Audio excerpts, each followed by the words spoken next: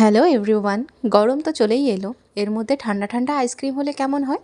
তাহলে দেখে নাও, আজ আমি বানাচ্ছি ব্রেড দিয়ে আইসক্রিম। এর জন্য আমি 4 পিস ব্রেড নিয়ে তার সাইডগুলোকে কেটে মিক্সিতে গ্রাইন্ড করে নিলাম। আর নিয়ে নিলাম বাদাম, কাজু আর সামান্য পিস্তা আর এলাইচি ফ্লেভারের জন্য। এবার এটাকেও গ্রাইন্ড করে নিলাম। এরপর 2 গ্লাস দুধ নিয়ে সেটাকে গরম করে তার মধ্যে 1 বাটি চিনি আমি অ্যাড করেছিলাম। আর যেই ব্রেডটা গুঁড়ো করে রেখেছিলাম সেটা তার মধ্যে দিয়ে দিলাম। আর ড্রাই ফ্রুটসের গুঁড়োগুলো সেগুলোও দিয়ে দিলাম। নিয়ে ভালো করে এটাকে মিলিয়ে নিতে হবে। দেখবি যখন একটু গাঢ় গাঢ় হয়ে যাচ্ছে তখন ওটাকে নামিয়ে ঠান্ডা করে নিতে হবে। এবার এটাকে ঠান্ডা করে একটা গ্লাসের মধ্যে ট্রান্সফার করে দাও।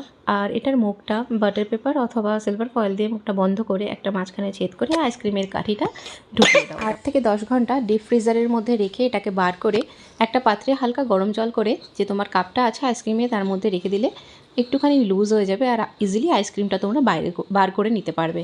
তো দেখে নাও, তৈরি হয়ে গেছে আমার আইসক্রিম। খেতে কিন্তু খুব ভালো হয়েছিল। তো তোমরা রিভিউটাও শুনে নাও সামনাসামনি। What tasty, what delicious.